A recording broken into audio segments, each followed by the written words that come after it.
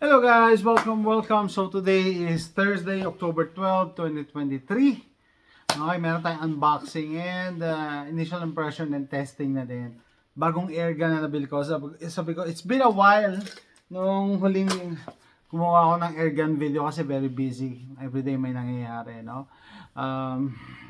Nung unang labas to, tong airgun na to. So if YouTube is watching, this is just a show and tell video, nothing is for sale in this post. Okay? So nung unang lumabas to, excited ako, sabi ko, gusto kong bumili niyan talaga, no? Kasi kakaiba yung ano niya, mechanism niya, no? And for the price, upgraded na siya out of the box.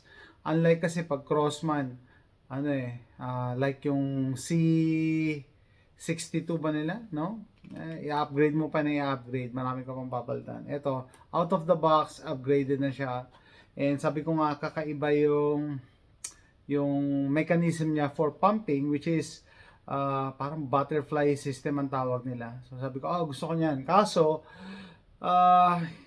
gusto ko siya pero hindi ko siya gustong ganun ka gusto na gusto ko na siya agad. Ibig sabihin, gusto ko siya pero I want to get it at a good deal. So gusto ko syempre, hindi ako bumibili ng full price. So palagi lang ako browse online and then nakita ko to last week sa eBay na open box siya. Open box pero kumpleto naman daw yung nasa loob. So sabi ko sige. So binili ko na. Okay? So ito siya yung Seneca Dragonfly MK2. Okay, basahin natin yung specs ha. Now with over 50% reduction in pumping effort. So 50% mas madali daw siyang i-pump. So kahapon ko lang to nabuksan pero a few days ago ko nakuha, no? Pero kahapon ko lang siya nabuksan and hindi nga siya ganoon kahirap i-pump. Okay, multi-pneumatic airgun. Okay, bolt action, multi-shot, 7 round kasi 22 caliber to. And ito, FPS, pag 177, 850 FPS. Pagka 22, which is this, 22 caliber, 730 FPS. So around 700 to. Alam ko, maximum of 15 pumps. Multi-pneumatic. Yan, ito siya. Sabi nga daw, lead pellet 730. Pumping effort 3 to 15 pumps. 3 pagka nandiyan ka lang sa backyard, magta-target shooting ka lang. Pero kung gusto mong pinakamalakas niyang FPS, 15 pumps. Function repeater, overall weight 6.5. So ito siya. Yan yung drawing. Yan yung tinatawag nilang butterfly system. Anyway, so unbox natin. Kaya sabi ko medyo crumpled yung box. Open box to eh. So nakuha ko lang siya ng 180 credits. Usually pag bibili ka nito brand new, 220 credits. Plus tax and everything, so 200, basta, I don't know, 240. Pero ito, open box siya. So yung rifle, may manual siya by Air Venturi. Tapos, meron siya mga O-rings na kasama. And, sabi ko, ito yung chinek ko doon sa seller. Sabi ko, meron ba siyang magazine? Kasi magazine fed to kung gusto mo. Yan, meron siya isang magazine. Pansin ko na yung magazine niya, ang liit, no? Mas malaki yung sa Marauder, pero parang parehas din ng mechanism. Ang liit lang. Ang liit, maliit. Okay, so excited ako kahapon, first time kong mabuksan siya. No, tinesting ko agad sa backyard. Kasi pagka pinanood nyo online yung mga reviews ng mga airgun channels, mix, no? May maganda, may pangit. Right off the bat, maganda kasi wood stock siya. So, sa US, majority ng airguns dito, puro plastic ang stock. Ito, wood, no? Ano ibig sabihin na? So, syempre, mas mataas ang value pag wood. Sa Pilipinas naman, majority ng airguns dyan, puro wood. Bihira gumagawa, wala yatang gumagawa dyan ng ano, plastic na stock. Imported yung mga plastic na stock, baliktad, no? So dito, mas sought after ang wood kasi nga naman maganda ang ano, ganda ng kahoy niya, oh. Okay? Eh napansin ko agad, magaan siya for the stock na ano niya kasi yung Moroder mabigat eh. Makapal kasi yung wood. Ito slim na slim. Yan yung grip ko dito. Slim na slim. Okay? Tapos, sabi ko nga, no, right out of the box, upgraded na siya kasi steel breech. Steel to, bakal. Yung Crossman kasi, plastic breech yun. I-upgrade mo pa. Bibili ka pa ng steel breech. Napakamahal. Around 60 credits. Ito, steel breech na eh. Ibig sabihin ng steel breech, pwede kang magkabit ng scope. Kasi bakal eh. Kasi pag plastic yan, hindi yan nakakabit ng scope. Kung makakabitan man ng scope yan, hindi yan accurate. Kasi syempre, plastic may flex. Nagfe-flex ang plastic eh. So, yan. Tapos meron siyang open sight. No? Blacked out yung rear. Yung front sight niya is fiber optic. So, kahapon, open sight lang ginamit ko. Okay naman. Natuwa ako kasi yung shot group ko ganito lang kaliit, oh, tatlo magkakadikit, tatlo. So pag nagti-testing kayo, group dapat tingnan nyo, hindi yung kalat-kalat na parang shotgun. Tingnan nyo kung tight yung group niya, no? What else? So yun nga, no? Upgraded siya dahil wood na siya, steel breech, may kasama ng sight, fiber optic yung front kasi hindi lahat may sight, yung iba walang sights na kasama eh. And, pinaka-importante, threaded na to. Threaded siya for a suppressor. No? Ang bekata ko lang, mga airguns, ang thread pitch nila, 1/2 by 20. Yung mga real firearms, 1/2 by 28. No? 1/2 by 28. Ito, 1/2 by 20. So, threaded. So, hindi pwede ipakita na naman kay YouTube. No? YouTube, by abiding your rules and regulations, I have to do everything off cam. Yan, threaded siya. No? Pwede mo lagyan ng suppressor. So, okay. Ang pinagmamalaki talaga ng Seneca Dragonfly MK2 is yung pumping mechanism nito. Pump siya eh. Okay. Open mo yung arm. Ayan, no? Yung butterfly, ano niya, angle. So, kung nasa North America kayo, kung makakakuha kayo nito, ang una ko napansin, para ma-pump nyo to, kailangan all the way up. Yun, pag narinig nyo yun, kasi yung butas niya rito, para makahigop siya ng hangin. Then, pwede niya na ibaba. Tapos, hindi nyo kailangan isagad na ganyan eh. Pag nagpa-pump, ayan, pwede na dito. Okay, para bago ka pala mag-pump, kailangan nakakasa. Kailangan nakakasa. Okay? Yan, kasa na nga natin. Otherwise, narinig nyo, sisingaw lang yung hangin. So, baka nyo yan. Dito sa hita ko, usually, pinipress yung buttstock. Yan. Yan, nakapump na siya. Hindi mo na kailangan isara. Isa na yon, one pump na yon. 2. Yan, hindi ko sinasara. And 3. 3, ano na to. So, pwede naman natin ito i-dry fire. Yan. Bolt action, metal din. Yun nga lang, although steel breech siya, manipis masyado yung breech. Manipis din yung ano, yung metal na bolt niya. Pero pwede na, usable. So, tapos yung safety niya, ito, cross bolt safety, red is dead. So, yan. Pag ganito, naka-safe tayo, metal ang safety, metal ang trigger. So, yung ibang mga barrel ngayon, yung mga airguns ngayon, no, plastic na. Ito, metal. And di ba, may mga nagko-complain pa rin sa trigger pull nito. Wala akong makitang problema sa trigger pull nito. Wala akong makitang problema. Okay lang eh. Okay lang talaga. So, I don't know. Masyadong makaarte ibang mga Amerikano.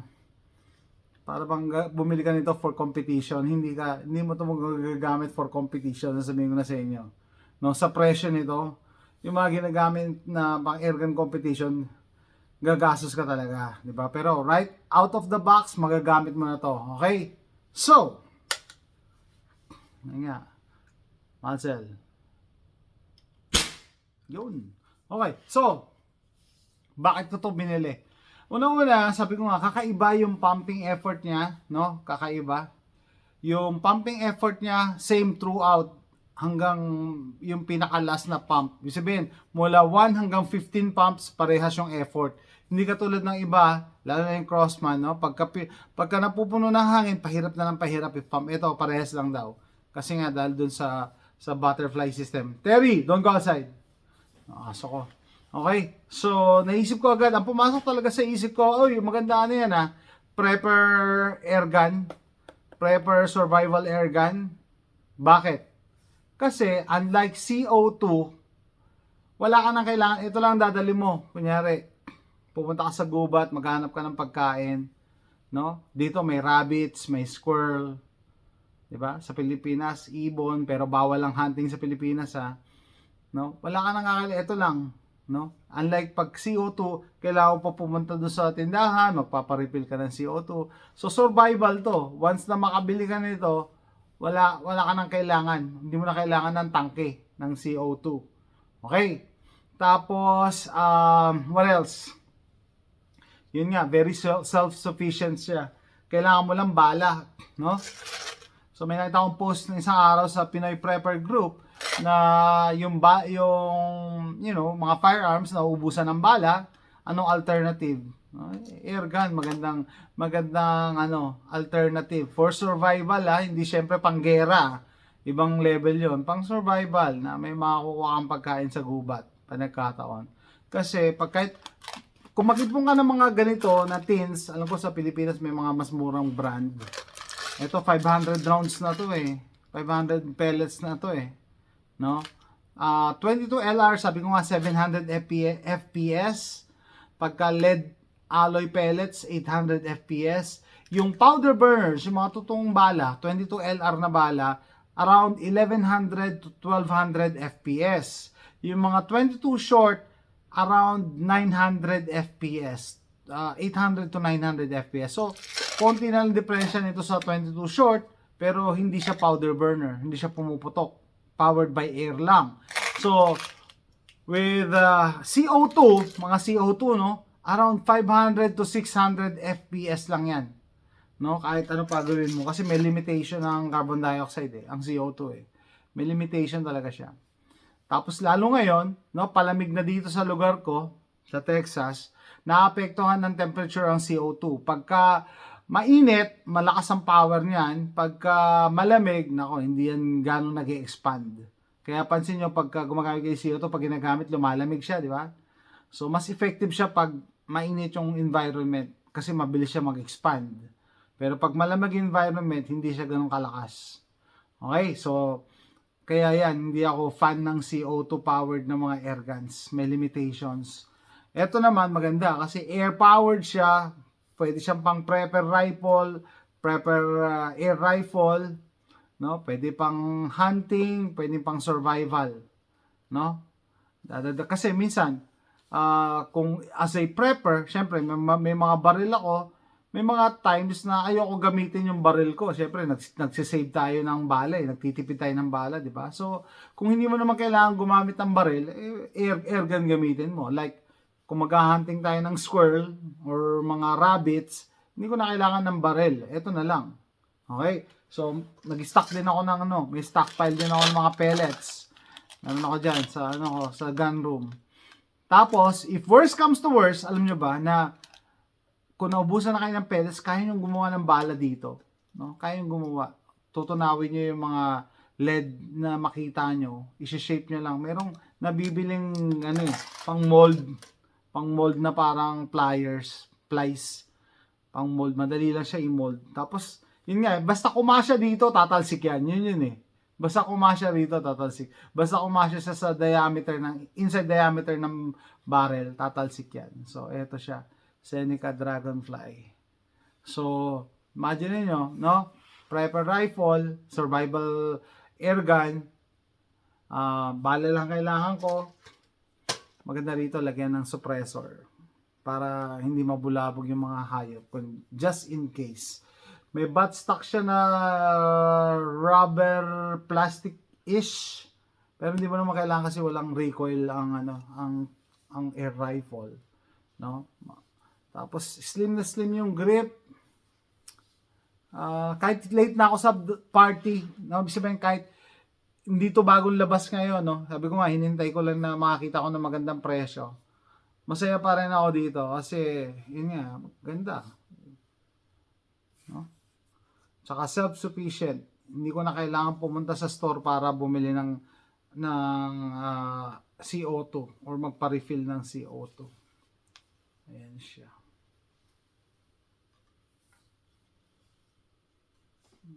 May tama dito. Okay lang. At saka yun nga. O tara, testing tayo. Outside. And we gotta test this Seneca Dragonfly MK2. So cock. Yeah, we'll just do 3 pumps. 1, 2, 3. Load. You make sure that your safety is off. First shot today. Oh, safety. iPro. Sorry, it's my iPro.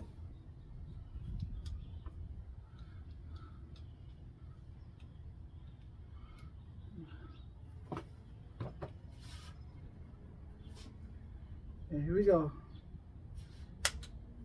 Safety off.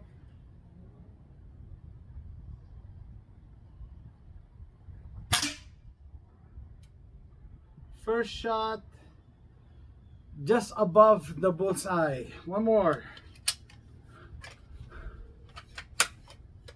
1, 2, 3. 3 pumps.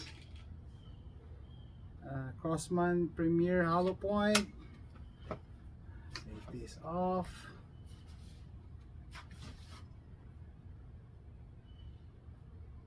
Number 2.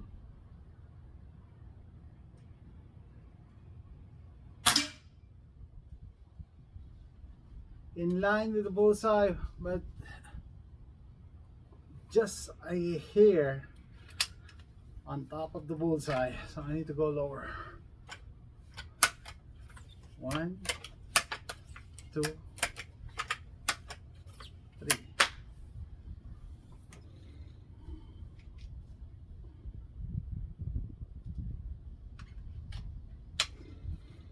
Third shot.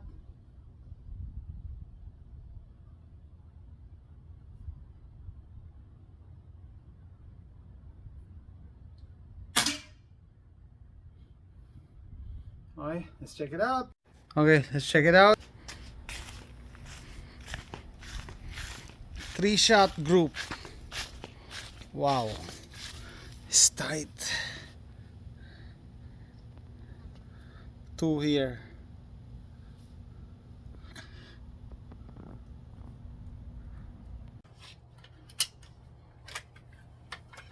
All the way up. 1, 2.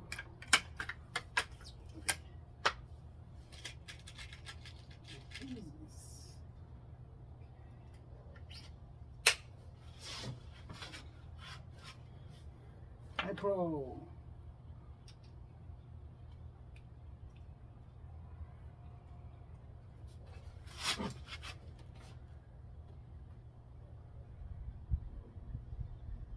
Wind.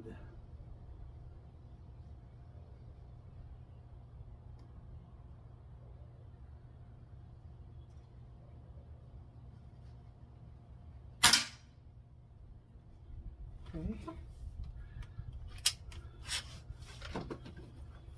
On the way up. 1, 2, 3.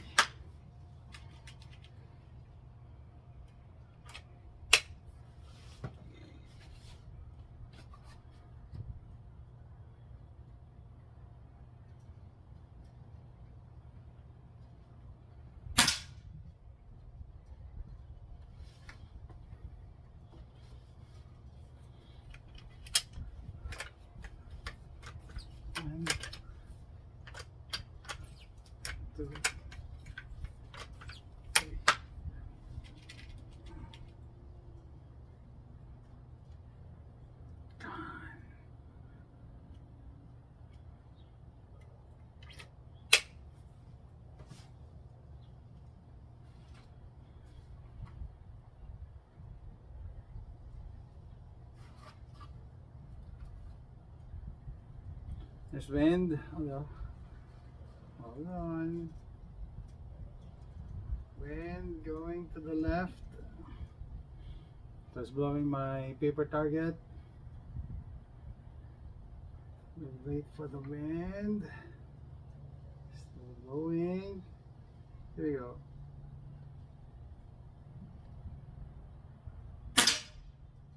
Yes. Okay. Okay guys, final thoughts on the Seneca Dragonfly MK2. It did not disappoint. Sabi ko nga, nung unang lumabas to, gusto ko na siya. No? Regardless kung ano yung sinasabi ng ibang reviewers dito sa YouTube. No? Maganda para sa akin. And I've seen it for myself, yung accuracy niya. Considering na open sight lang ginagamit ko pinag-iisipan ko pa kung lalagyan ko to ng scope. Kasi sabi ko, kung ang team ko is survival air rifle, dapat walang mga ibang gadgets na magkakaproblema. So, open sight is good, no, for its purpose, no? Survival air rifle or for plinking, backyard plinking. Bakit? Kasi pag multi-pump ang gamit nyo, na-adjust nyo yung power. So, pag backyard lang, 3 pumps pwede na. So, pag mag-hunting, 15 pumps, pupunuin ko to, no? So, syempre, sabi ko, i-limit yung expectation nyo sa capability ng rifle, no? Baka sabihin nyo, sa Pilipinas, nahihilig sa mga repeater. Although, repeater din to, pwede itong lagyan ng magazine. Kasi for plinking lang, okay lang, hindi ako nagmamadali. So, yan siya. Satisfied ako sa accuracy niya, sa power, and sa build, no? Gustong-gusto ko yung kahoy. Wood stock. And itong muzzle brake. Pwede ko lagyan ng muzzle brake to or suppressor. So that's it guys. Hopefully nag-enjoy kayo sa video na to. Because it's been a while since gumawa ako ng airgun video. Pero eto, bagong airgun sa collection ko. Seneca Dragonfly MK2. Thanks for watching.